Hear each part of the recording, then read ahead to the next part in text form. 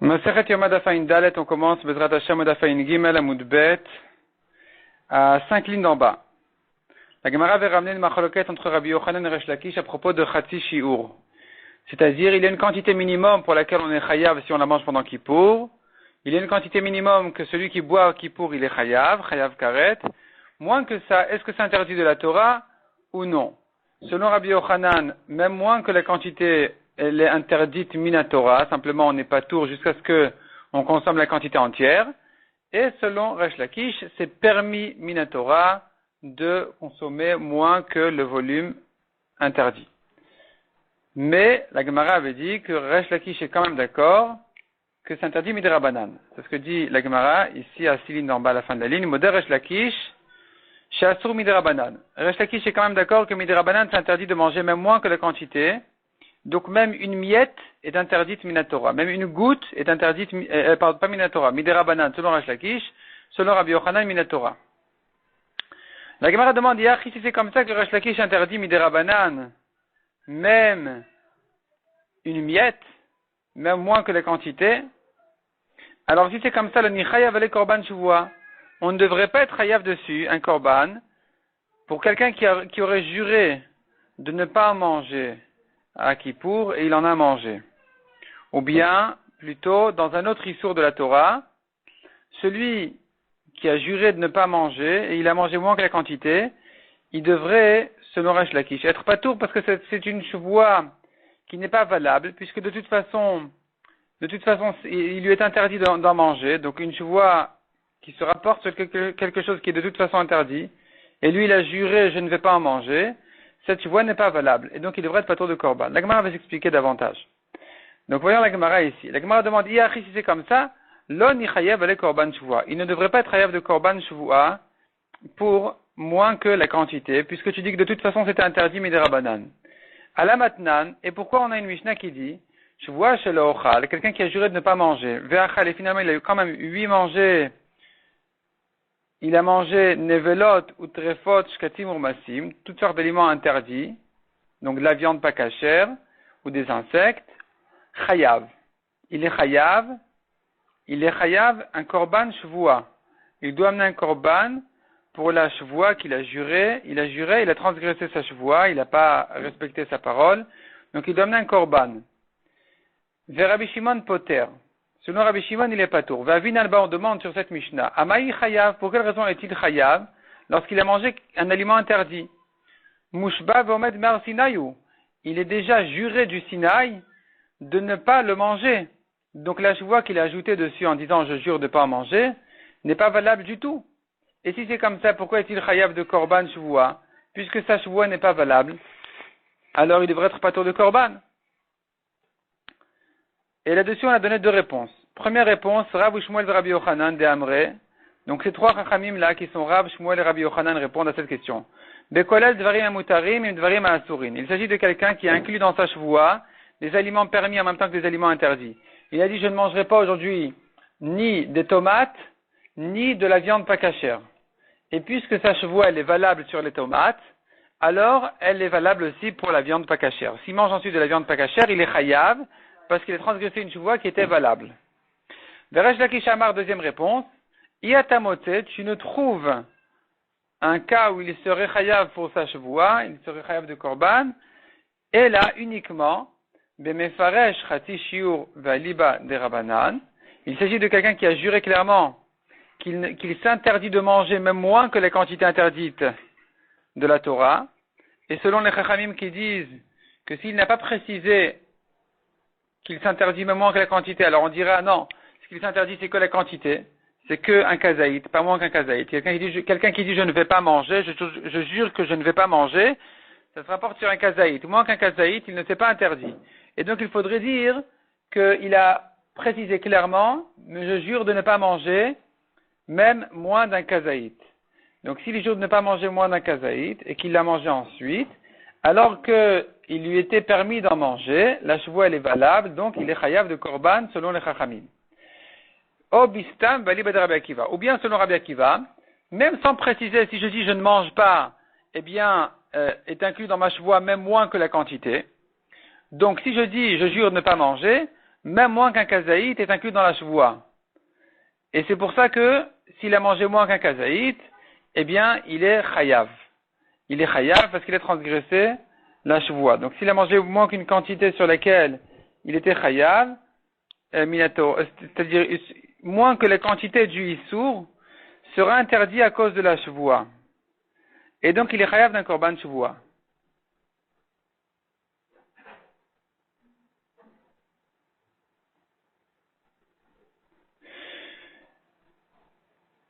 Rabbi Akiva dit l'Agmara, d'Amar, Adam oseraton bekol sheu. Rabbi Akiva qui dit qu'un homme qui jure de ne pas manger, eh bien, sa chevoie se rapporte même sur un kol sheu, même sur une miette, même s'il ne l'a pas précisé. Donc ici, il revient à la question. Puisque on est en train de dire que selon Resh Lakish, il est interdit cependant midérabanan de manger moins que la quantité, même moins que la quantité, il est interdit midérabanan. Eh bien, si c'est comme ça, pourquoi est-ce que Resh Lakish dit qu'il est chayav de korban shvoua s'il a mangé moins que la quantité? On devrait dire, il n'y a plus de différence entre s'il a mangé la quantité du issour, un kazaït, ou moins que ça. De toute façon, la shvoua n'est pas valable, puisque de toute façon, il lui est interdit d'en manger. Donc, peu importe s'il a mangé plus qu'un kazaït, je dis, il est pas tour de son korban shvoua, parce que la shvoua n'est pas valable, il était déjà juré du Sinaï. Mais même s'il a mangé moins qu'un kazaït, je devrais dire, puisque midérabanan, il lui était interdit d'en manger, donc sa chevoie n'est pas valable. Et puisque sa chevoie n'est pas valable, il devrait être patour de korban. Répond la Gemara. Vechitema, et si tu veux dire, Kevan deit terminatora, puisque minatora, il lui était permis de manger moins que la quantité, kachail korban chevoie. Alors la chevoie, elle est valable, il est chayav d'un korban chevoie. Sa chevoie, son serment est valable, il a juré de ne pas manger alors que Minatora, il lui était permis d'en manger. Donc la chevoie, elle est valable. S'il a mangé ensuite moins que la quantité, il est chayav d'un korban, ça se comprend. La Gemara dit non. Puisque Midérabanan, il lui est interdit, la chevoie, donc, n'est pas valable. Même si Minatora, il lui était permis. La preuve, Ve'atnan, c'est qu'on a une Mishnah qui dit, chevoie ta'edut. Chevoie ta'edut, c'est une autre sorte de chevoie. C'est une chevoie où on fait jurer quelqu'un. On lui dit, viens témoigner que tu as vu qu'il s'est passé telle et telle chose. Il lui dit, non, mais j'ai rien vu. On lui dit, quoi, tu as rien vu? Tu étais avec moi. Pourquoi tu veux pas témoigner? Tu veux pas m'aider? Il dit, non, j'ai rien vu et je jure que j'ai rien vu. Et je jure que je ne sais pas, je connais pas témoignage. Et après, il s'avère qu'il connaît un témoignage, il est chayav de korban. Il vient, il avoue, il fait tchouva, il doit amener un korban qui s'appelle chevuat à edut. Donc, la chevoua qui s'est rapportée sur un témoignage. Il a juré de ne pas connaître de témoignage alors qu'il en connaît. Et là-dessus, on dit que ce korban-là, ena noeget elabereouyin leaïd, ne se rapporte que pour quelqu'un, n'en est chayav que quelqu'un qui est cachère de témoigner. Et on demande dessus, mais qui est-ce qu'on exclut de ça? Qui est celui qui ne peut pas témoigner? Et on dit, parce qu'en fait la Mishnah elle décrit déjà les psulim. Donc pourquoi est-ce que ici la Mishnah nous ajoute encore en disant celui qui peut témoigner? Ça vient exclure qui? Et là-dessus on répond, Rafapa Amar le Maouté Melech. Ça vient exclure le roi qui ne peut pas témoigner. On n'accepte pas le témoignage d'un roi, il ne peut pas venir se présenter au Bedin pour témoigner. Ni lui témoigne aux autres, ni les autres ne témoignent sur lui. Ça c'est une chose. Donc le roi qui aurait juré, je ne connais pas de témoignage, eh bien, il est patour de korban. De toute façon, parce que de toute façon, son témoignage ne nous aurait pas apporté grand chose. Même s'il connaissait un témoignage, on ne l'aurait pas invité à témoigner. Donc, il peut jurer ce qu'il veut, ça n'a pas d'importance, il est patour. Ça, c'est une personne. Deuxièmement, Rabara Bar Yaakov Amar, les Maout et Mesachek Bekubia. Ceux qui jouent au dé, qui gagnent comme ça de l'argent, c'est du vol. Parce que quelqu'un qui s'engage dans ce jeu, il n'a pas l'intention de donner quand il perd. Il s'imagine et il espère gagner plutôt que perdre. Et puisque il n'avait pas l'intention de s'engager vraiment à donner au cas où il perd sa partie, alors ce jeu-là est un jeu de vol. Midérabanan, ceux qui jouent à ça, ils sont psulim laedout, ils ne peuvent pas témoigner. Si un homme comme ça, il vient et il jure qu'il ne connaît pas de témoignage, il n'est pas tour de korban parce que de toute façon, on aurait refusé son témoignage. La Gemara dit, mais pourtant, celui-là qui joue au dé, Minatora, il est cachère de témoigner. Verabanan ou des paslou. Et ce ne sont que les chachamim qui l'ont rendu pasoul. Velo kacha il a les chevois. Et tu vois que malgré tout, la chevoie qu'il a juré de ne pas connaître de témoignage, elle n'est pas intéressante, elle n'est pas valable. Elle ne le rend pas chayav de korban. Donc chez nous aussi, on devrait dire la même chose.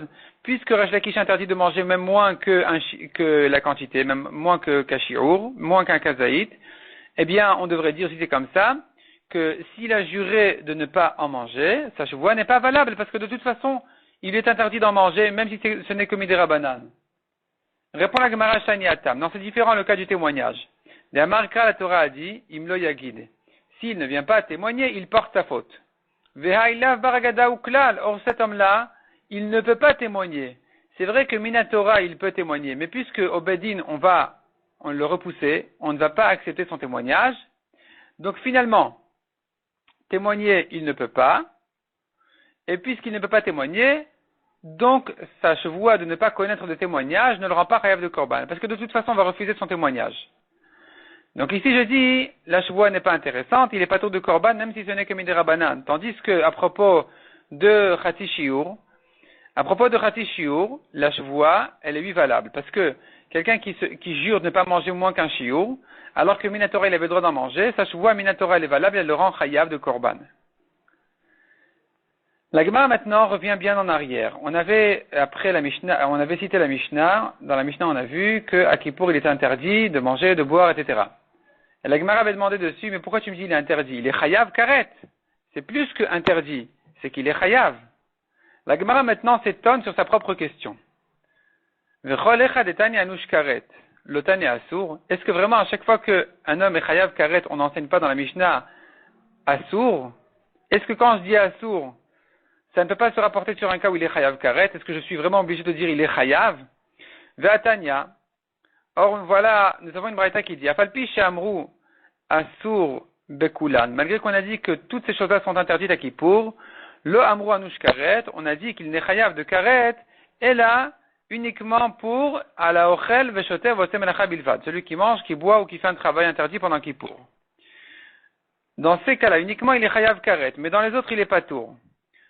Donc, on voit ici une braïta qui dit que malgré qu'on a dit qu'il est interdit, dans tous les cas, il n'est pas chayav karet dans tous les cas. Donc ici, on voit bien que je peux employer le terme de assour pour quelqu'un qui est chayav karet, puisque je suis en train de me dire il est interdit et il est chayav karet dans 3 cas et dans les autres non. Répond la Gemara Chike Amar. Non, il faut corriger un peu la braïta. Que shamru assour, lorsqu'on a dit qu'il est interdit de faire ces choses-là à Kippour, le amrou la bekechati shiur. On interdit que moins qu'un shiur, moins que la quantité. C'est là on a dit interdit, sous-entendu, mais il est pas tour. Aval ke shiur anush karet. Mais s'il a mangé la quantité, il est chayav karet. Mais falpish anush karet. Et malgré que dans le cas où il a mangé ou bu la quantité, où il a fait un travail interdit, en anush karet, et la ochel v'shoter v'osem melacha bilvad. Le chiyuv karet ne se rapporte que sur quelqu'un qui aurait mangé ou bu la quantité, ou bien qui aurait fait un travail interdit. Mais pour les autres choses qui sont interdites à Kippour, il n'y a pas de karet. Quelqu'un qui s'est lavé à Kippour n'est pas chayav karet. Vebaitema, si tu veux, je te dis deuxième réponse, kiktan et asur ashara. Quand est-ce que notre Mishnah dit asur? Pourquoi la Mishnah dit asur alors qu'il est chayav karet? On avait dit qu'elle dit asur pour chati shiur, c'était la première réponse.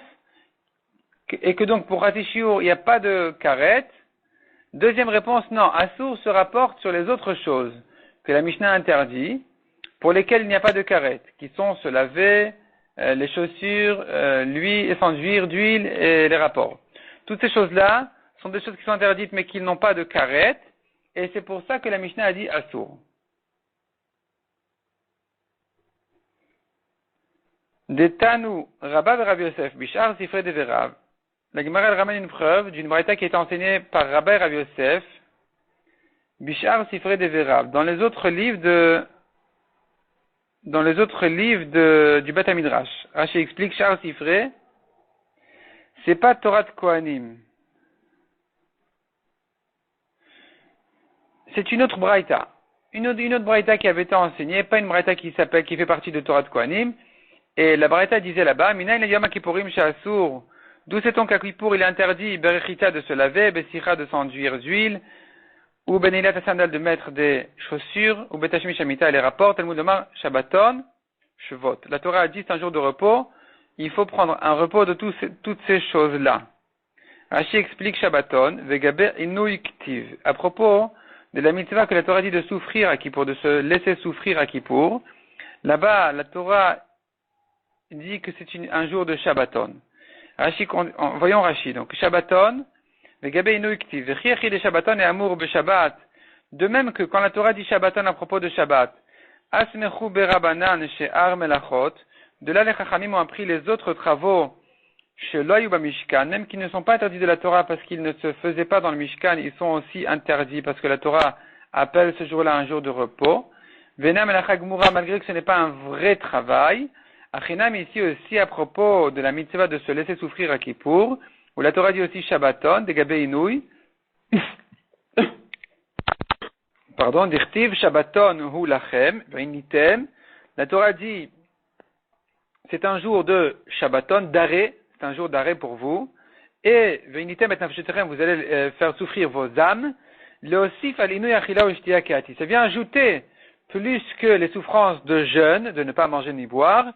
De là, on apprend d'interdire les autres choses. Les autres plaisirs sont aussi interdits. Et donc, on apprend ça du mot Shabbaton. Mais, en réalité, il n'y a pas de karet dessus. Parce qu'on ne l'apprend pas, c'est pas l'essentiel de la souffrance. C'est pas la mitzvah. La mitzvah, c'est le jeûne. On continue dans la Gemara. Goufa. La Gemara reprend la marloquette qu'on a vue. Chati shiur.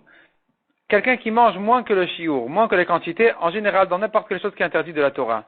Il mange un aliment, ou il boit une boisson, moins que la quantité interdite de la Torah, moins que plutôt que la quantité sur laquelle il est chayav. Rabbi Yochanan amara sur minatora. Selon Rabbi Yochanan, il s'est interdit quand même de la Torah. Resh Lakish amar mutar minatora. Selon Resh Lakish, c'est permis de la Torah, ce n'est interdit que midirabanan. La Gemara ramène le raisonnement. Rabbi Yochanan amara sur minatora. Selon Rabbi Yochanan, c'est interdit de la Torah. Pourquoi? Puisque cette petite quantité-là, cette demi-quantité-là, elle est susceptible de s'additionner à une autre, de s'associer à encore une demi-quantité pour compléter le shiur, le volume incomplet. Alors, il se trouve que cette demi-quantité-là, cette miette-là, elle s'appelle aussi un issour de la Torah. C'est pas quelque chose de permis, parce que le shiur, il est composé de miettes. Et donc, le shiur, il est composé de demi-shiurim et de quart de shiurim.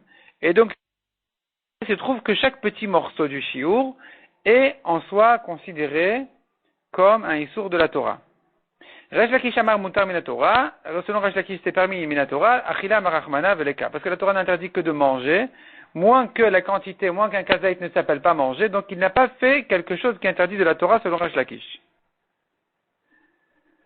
Etive. La Gemara objecte. Etive Rabbi Yochanan Resh Lakish. Rabbi Yochanan a objecté Resh Lakish. En yela kol sheshno beonesh sheshno beazara. Je ne sais uniquement qu'il est interdit pour quelqu'un qui est puni.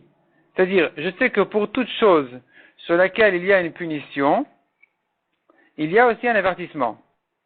Partout, il se rapporte ici des graisses interdites, où la Torah dit celui qui en mange, il est chayav karet, et la Torah ajoute, il est interdit d'en manger. Donc je sais que une graisse pour laquelle il est chayav karet, il est interdit d'en manger. Mais, d'où je sais que dans un cas où il n'y a pas de chiyuv karet, il n'y a pas de punition, il n'y a pas le onesh, d'où je sais qu'il est quand même interdit. Donc je reprends la braïta. En yela kol sheshno beonesh sheshno beazara. Je ne sais que le cas de quelqu'un qui est chayav, qu'il lui est aussi interdit d'en manger. Mais, koi vechatzi shiur, ho'il veno beonesh. Dans un cas où quelqu'un n'a pas de chiyuv karet, parce que la graisse qu'il a mangée est une graisse de koi ou chati shiur. Koi ou kvi, selon une autre manière de lire, est une bête sur laquelle nous avons un doute si elle est considérée comme un animal domestique ou une bête sauvage. Or, la Torah n'interdit les graisses la Torah n'a interdit les graisses que d'animaux domestiques, pas de bêtes sauvages. Et donc ici, nous avons un doute là-dessus. Est-ce que sa graisse est permise ou interdite? Et donc, il n'y a pas de chiyuv dessus. On n'est pas chayav karet dessus. Et puisqu'il n'y a pas de chiyuv dessus, il n'y a pas de onesh, il n'y a pas de chiyuv khatat, par exemple, beshogeg, alors, peut-être qu'il lui est permis d'en manger. la Torah n'a cité d'interdiction que dans le cas où il y a une punition. Dans le cas où il n'y a pas de punition, la Torah n'a pas cité d'interdiction. Donc d'où je sais qu'ici aussi il lui a interdit. Et de même, Khatsi Shiur, s'il a mangé moins que la quantité, moins qu'un kazaït, d'où je sais qu'il lui a aussi interdit, malgré qu'il n'est pas chayav. Répond la Gemara. Répond la Braïta. Donc, Yachol eno be'azara. Hoïl beno be'onesh yachol eno be'azara. Puisqu'il n'a pas de punition, peut-être qu'il n'a pas non plus d'avertissement, d'interdiction, Talmud Lomar. Kol chelev. Le pasuk vient nous apprendre, toute graisse est interdite. Donc, ici on voit clairement comme Rabbi Yochanan que Khatsi Shiur asur min Torah. Moins que la quantité, c'est quand même interdit même de la Torah. Répond la Gemara, midera banan. En réalité, c'est interdit que midera banan, et le pasuk qu'on a ramené n'est qu'un appui. Vekra smarta be'alma. Le pasuk n'est qu'un appui, il n'est pas vraiment la source de l'interdiction. Achinami mistabra. La Gemara d'ailleurs renforce cette réponse-là par le raisonnement suivant. On a dit ici dans la Braïta, d'où je sais que Koy et Khatsi Shiur est interdit. Et là, on a ramené un pasuk. Si vraiment tu penses que ce pasuk est une vraie dracha, et pas qu'un appui midera banan, alors tu ne vas pas comprendre la Braïta, le cas de Koy ne sera pas compris. Deisal kada tardi la Gemara. Car si monte à ton esprit de dire, d'Oraïta, que c'est une vraie dracha qu'on apprend du pasuk qu'il est interdit de manger, alors, Koy sfekaou, le cas de Koy est un cas de doute. On ne sait pas si c'est une bema ou une chaya, et on ne sait pas si sa graisse est permise ou interdite. Itzterikra la touye sfeka, est-ce que la Torah a besoin de m'apprendre qu'il est interdit de manger dans un cas de doute? La Torah me dit, ça c'est permis, ça c'est interdit. Si tu sais pas, ne mange pas, ça te regarde. La Torah n'a pas besoin de rentrer dans mes problèmes, que je ne sais pas reconnaître si c'est permis ou interdit, pour que la Torah me dise, sache que dans le cas où tu ne reconnais pas, c'est aussi interdit. La Torah n'a pas besoin de se mêler de mes problèmes. Et donc, quand la Torah, ici, tu fais une dracha pour Koy, tu comprends bien que ce n'est pas une vraie dracha. La Gemara repousse en disant, si, on pourrait dire que c'est une vraie dracha à propos de Koy. Comment ça se fait? Imishumha, si c'est ça ta preuve que ce n'est pas une vraie dracha, loiria. C'est pas une preuve, c'est pas la preuve. Kassavre, peut-être que ce Tana pense, on tourne la page, Koy biria bifne atzmai. Le Koy est un animal, une espèce en soi, qui n'est ni vraiment sauvage, ni vraiment domestique. C'est une espèce en soi, qui n'a pas de famille connue. Notre problème ici n'est pas qu'on ne reconnaît pas, on ne sait pas si c'est Chaya ou Behema. C'est une espèce en soi, et dans ce cas-là, la Torah a eu besoin de me dire, sache que cette espèce aussi est interdite. Donc il se peut tout à fait que c'est une vraie dracha minatora. Dès le Temahari, car si tu ne dis pas comme ça, Adama Ravidi Baravin, ce que Ravidi a dit, Afkol leituye koy, Ravidi dans un autre contexte a dit que le sang interdit, la Torah nous dit, on apprend du pasuk, Afkol, que de même toute autre chose qui ne sont pas vraiment citées explicitement dans le pasuk, leur sang est aussi interdit. Et là-bas on dit, ça vient inclure le koy.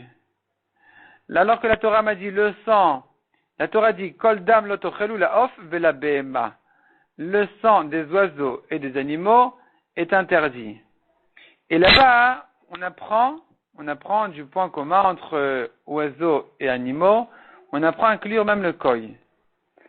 C'est ce que dit Ravidi Baravin, afkol et ituye koy. On viendrait inclure même le sang du koy qui est interdit. Et si tu penses vraiment, vei koy svekaou, si tu penses vraiment que le koy est un doute, itzterikra les ribouilles sveka, est-ce que la Torah a besoin de me rentrer dans les cas de doute et me faire des drachot spéciales pour inclure ce cas-là?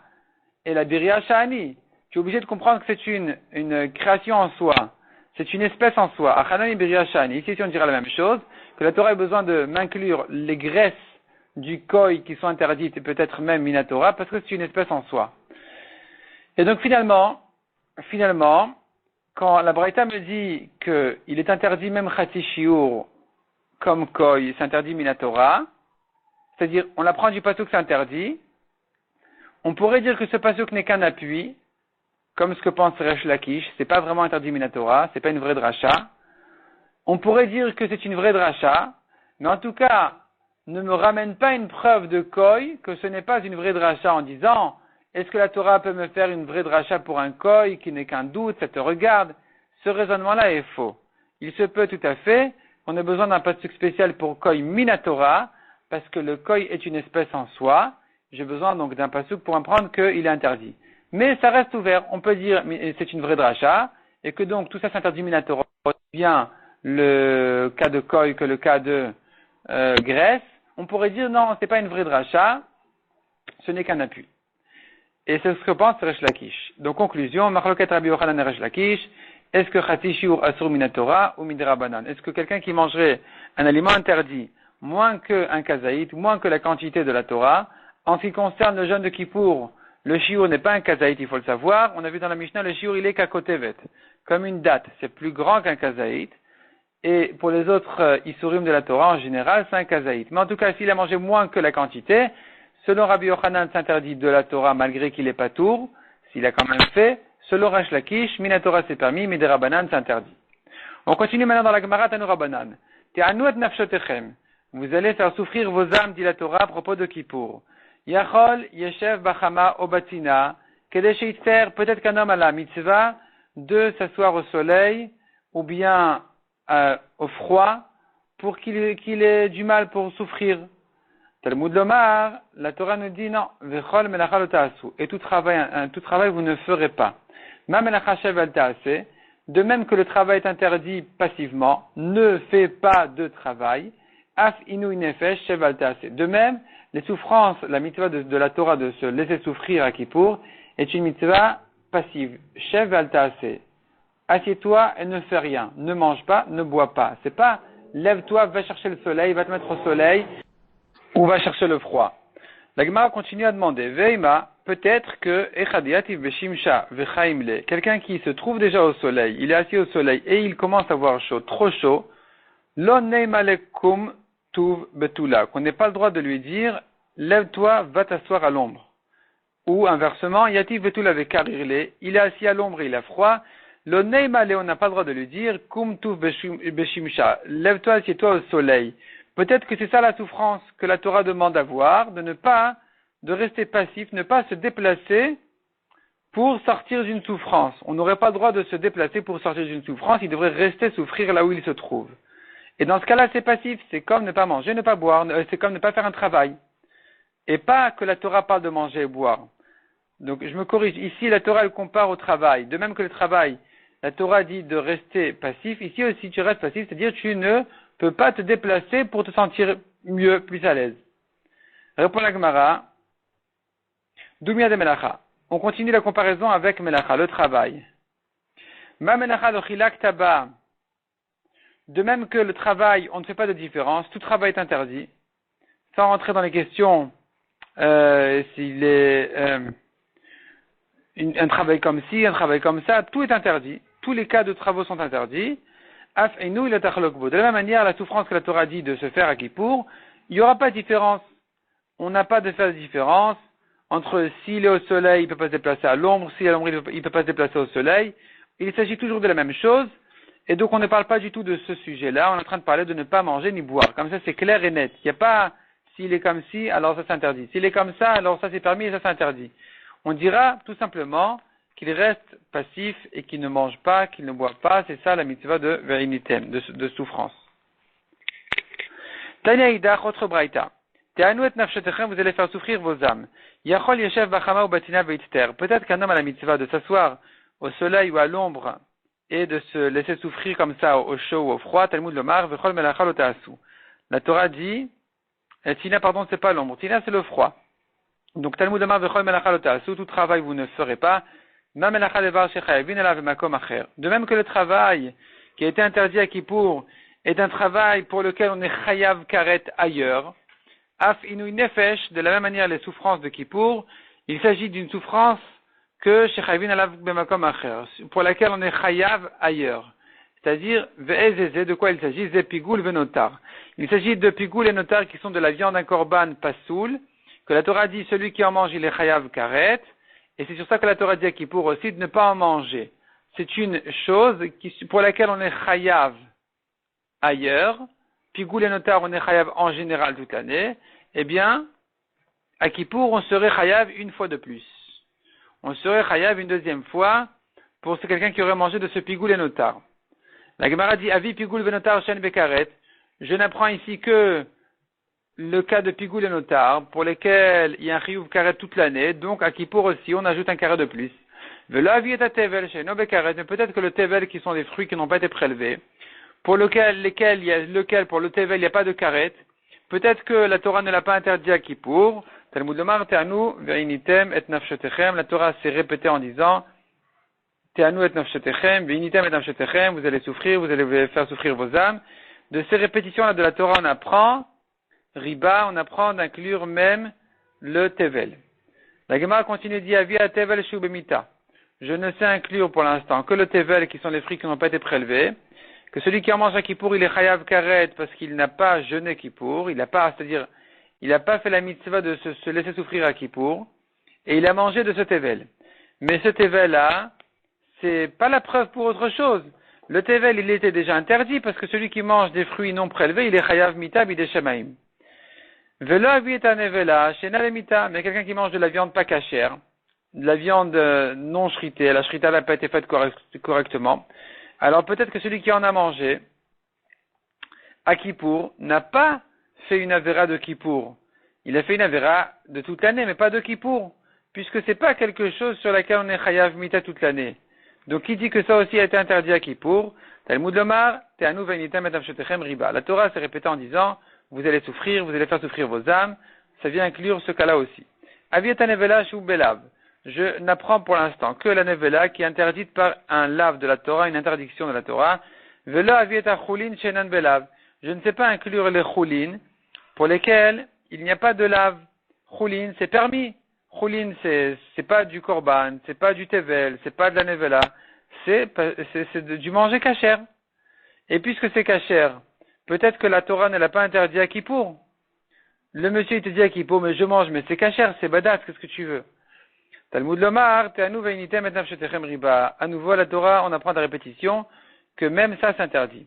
Avia chulin shenan bekum echol, vela avia tatoruma ashi bekum echol. Je ne sais que les chulin pour lesquels il n'y a pas de mitzvah de se lever et en manger.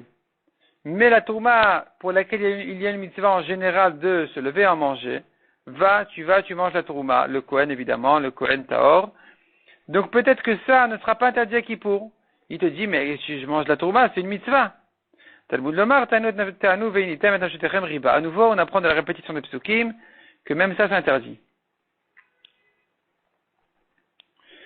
Avi et tourma shena lebal totiru. Bon, je comprends encore la tourma. La tourma s'interdit à Kippour parce que Spayura n'a pas interdit d'en laisser après un dernier délai. Velo avi et kodashim shena lebal totiru. Mais je ne sais pas apprendre qu'il serait interdit à Kippour de manger même de la viande de korban, sur laquelle la Torah a interdit d'en laisser après son dernier délai. Peut-être que ça, puisque c'est urgent d'en manger, eh bien, il serait permis d'en manger à Kippour. Talmud lomar, te'anu ve'initem et nafshetechem riba. À nouveau, on apprend de la répétition de Psukim que même ça s'interdit, tout aliment est interdit à Kippour. Ve'im nafshecha lomar. Et si tu veux remettre en question toute notre dracha, Aré ou Omer, c'est pas grave, je t'amène une autre dracha, une autre source. La Torah dit ve'avati tanefeshai. La Torah dit à propos de quelqu'un qui n'a pas fait la mitzvah de se laisser souffrir à Kippour, la Torah dit je vais perdre cette âme-là. Cette âme-là sera perdue. Donc il s'agit ici d'une souffrance, et nous, il s'agit d'une souffrance pour laquelle, une souffrance qui provoque une perte d'âme. La Gemara fait ici une draja, que la souffrance elle-même déjà, elle cause une perte naturelle de l'âme. C'est manger et boire. Donc la Torah dit qu'il faut se laisser souffrir d'une telle souffrance qui pourrait en arriver, si on exagère, si on va plus loin que ça, à une perte d'âme. Et donc, c'est ça ce qui est interdit à Kippour. Maï v'minafshecha lomar. Qu'est-ce qu'on veut dire par si tu remets en question toute notre dracha? Si tu veux remettre tout ça en question, tu veux dire autre chose. Qu'est-ce qu'il y a de pas clair dans notre dracha qu'on a vu jusqu'à présent? Veritema be'arayot kamishtaikra. Si tu veux dire non, quand la Torah dit de se laisser souffrir, elle parle des arayot, des mariages interdits. C'est ça ce que la Torah interdit. C'est-à-dire, Rashi explique, les rapports sont interdits à Kippour. Aré ou Omer ne pense pas comme ça, ne dit pas que c'est ça ce que la Torah est venue dire par Veinitem et Nafshotechem, Mais, donc je te ramène une autre dracha qui dit, Ve'avati et anefesh inui shesh bo avedat anefesh. Il s'agit d'une souffrance qui pourrait provoquer une perte d'âme. Ve'ezezez achila ou shtia. C'est manger et boire. Donc quelqu'un qui se retient de manger et de boire trop de temps, il va mourir. Ici, la Torah dit de se laisser souffrir de cette souffrance-là, le jour de Kippour uniquement. Dever Rabbi Ishmael Tana. Dans la yeshiva de Rabbi Ishmael, on enseigne une braïta qui dit Ne'emar kan inouï, ve'ne'emar alalan inouï. Autre dracha, qui dit, on fait une gzera shava. La Torah dit inouï à propos de Kippour, et elle dit inouï, la souffrance, ailleurs. Ma alalan inouï re'avon. De même que ailleurs, la Torah emploie cette notion-là de inouï en ce qui concerne la faim. Le pasuk dit Vay'ancha vayar ivecha, il t'a fait souffrir et il t'a affamé. Afkan inouï ravon. Ici aussi à Kippour, il s'agit d'une souffrance de faim. Demande à Gemara, venelaf mim tanet venotai. Si tu fais une gzera shava, d'où tu sais la prendre de la souffrance de faim, peut-être que on devrait faire la gzera shava de meim tanet benotai. C'est Lavan qui a dit à Yaakov, si tu fais souffrir mes filles, etc. Donc il a fait promettre de ne pas faire souffrir ses filles. Là-bas, il s'agit de rapport. Il s'agit là-bas de relations avec sa femme, et c'est ça peut-être que ce que la Torah est venue interdire. Répond la Gemara, Danin Inouï de Rabim, Inouï de Rabim. On apprend une mitzvah de Inouï de Kippour, qui est une mitzvah qui concerne les Rabim, tout Israël, du pasuk de Vay'ancha vayrivecha, Hachem, il t'a fait souffrir dans le désert, il t'a affamé. Donc ça concerne tout Israël. Ve'en Danin Inouï de Rabim, mais Inouï de Achid. Mais on ne fait pas une Gzera Shava de Inouï de Rabim, Inouï de tout Israël, en prouvant de Inouï de Achid, la souffrance d'un homme unique qui était Yaakov. La Gemara continue à demander Venelaf Meinouï de Mitzrayim. On devrait l'apprendre de la souffrance d'Égypte. Dirti Vayaret Onyenu. La Torah dit Hachem a vu notre souffrance en Égypte. Ve'amrinan, et on dit là-dessus Zoprishu de Echeret. C'est la séparation des mariages. Donc les Égyptiens n'ont pas laissé les hommes être chez eux, être avec leurs femmes. Et donc ça s'appelle dans le pasuk Onyenu. Donc tu vois que le mot Inouï pourrait être employé dans un contexte pareil. Répond la Gemara et la Danin Inouï bidei Shamaim, mais Inouï bidei Shamaim. On apprend la Gzera Shava, Inouï de Kippour, qui est un Inouï de une mitzvah du ciel, d'Hachem, mais Inouï bidei Shamaim, du Inouï, la souffrance qu'il y avait dans le désert, qui a été faite par Hachem. Ve'en Danin Inouï bidei Shamaim, mais on n'apprend pas le Inouï, la souffrance de Kippour, qui est une mitzvah qui a été donnée d'Hachem, d'en haut, mais Inouï bidei Adam, de la souffrance des Égyptiens, qui est une souffrance qui est venue à travers les hommes. Donc ça, c'est une deuxième dracha de dire, on apprend Inouï, Gzera Shava, on apprend de Vay'ancha vayarivecha. Donc c'est une souffrance de famine, de faim. La Gemara, puisqu'elle cite ce pasuk-là, qui dit Vay'ancha vayarivecha, Hachem t'a fait souffrir dans le désert, et il t'a affamé, et ensuite il t'a donné la manne, le pain qui est tombé du ciel. Et Hachem il t'a donné donc la manne, etc. Et là, la Gemara, elle va bien rentrer elle va bien développer ce miracle incroyable de nourriture qui tombait du ciel dans le désert pendant 40 ans. Donc la Gemara, elle ramène la suite du pasuk qu'on vient de commencer à traiter. Hamachil chaman bamidbar, Hachem qui t'a donné à manger la manne dans le désert, les man anotecha, pour te faire souffrir.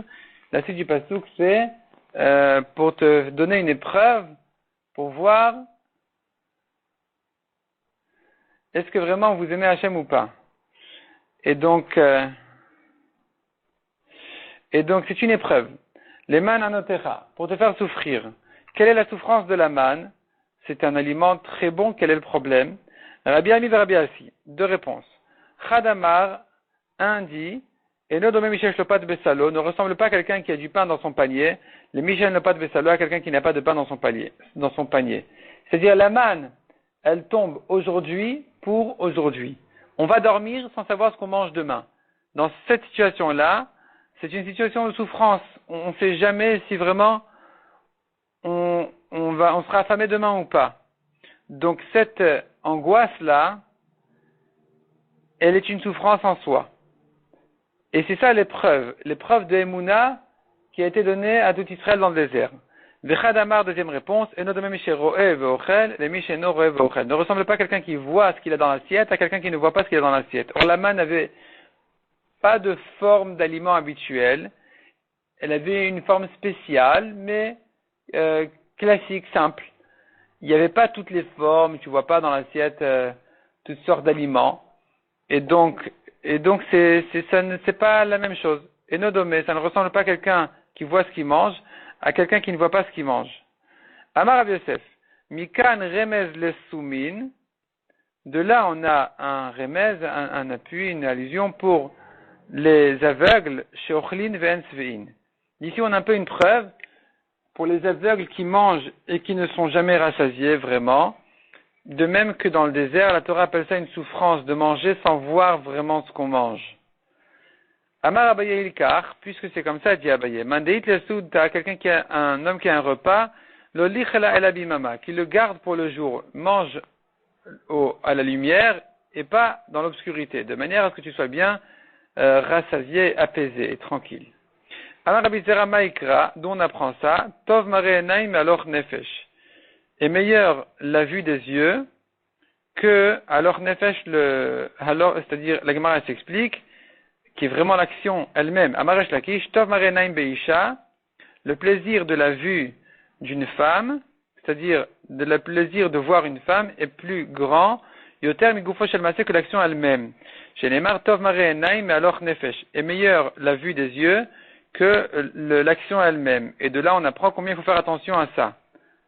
Tosfot Yeshanim disent, ici en bas, Tov Mare Enaim Beisha Yoter V'chulei Hilkach Tzarich Lizer Meod Mimenu. Donc il faut faire très attention à ça. Ki iten bechos eno yitalech bemesharim. Il met dans le verre son œil et après il marche dans la plaine. La Gemara explique, celui qui met l'œil dans son verre, c'est-à-dire quelqu'un qui aime se saouler, arayot kulan domot alav kemishor. Toutes les arayot, tous les mariages interdits, lui paraissent permis, comme si c'est la plaine, tout est facile, il n'y a aucun problème, il n'y a plus aucun frein. Bechadamar, kol anoten eno bechoso, kol olam kulo domé alav kemishor. Un autre dit que celui qui met l'œil dans son vin, dans son verre, le monde entier lui paraît comme la plaine permis. Rachid explique, c'est-à-dire l'argent des autres, les biens des autres lui paraissent permis. Kemishor, tout lui paraît permis. Bon, on va s'arrêter là pour le moment.